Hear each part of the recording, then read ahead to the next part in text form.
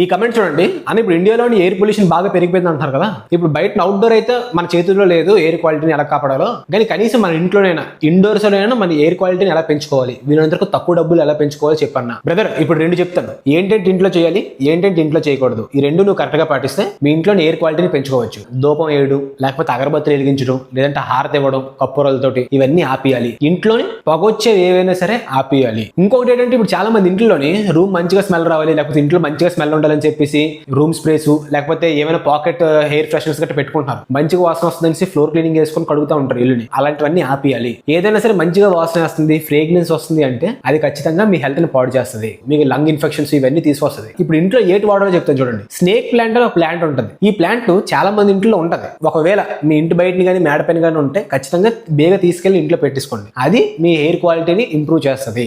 డబ్బులు ఎట్టుకొని air purifier కొనుక్కునే బదులు ఇలాంటి ప్లాంట్స్ ఇంట్లో పెట్టుకోవడం వల్ల, ఒకటి స్నేక్ ప్లాంట్, ఇంకోటి రబ్బర్ ప్లాంట్, ఏదైనా సరే పర్లేదు, చవకగా వచ్చి ఏవైనా సరే. రూమ్ పెద్దగా ఉంటే ఒక మీడియం సైజ్ ప్లాంట్, ఒక చిన్న బెడ్రూమ్ అనుకుంటే కనుక ఒక చిన్న ప్లాంట్ మీ బెడ్ పక్కన పెట్టుకోండి, లేకపోతే రూమ్ మూల పెట్టుకోండి. మీ రూమ్ లో ఉండే ఎయిర్ క్వాలిటీ మొక్కలు అనేవి ఇంప్రూవ్ చేస్తాయి.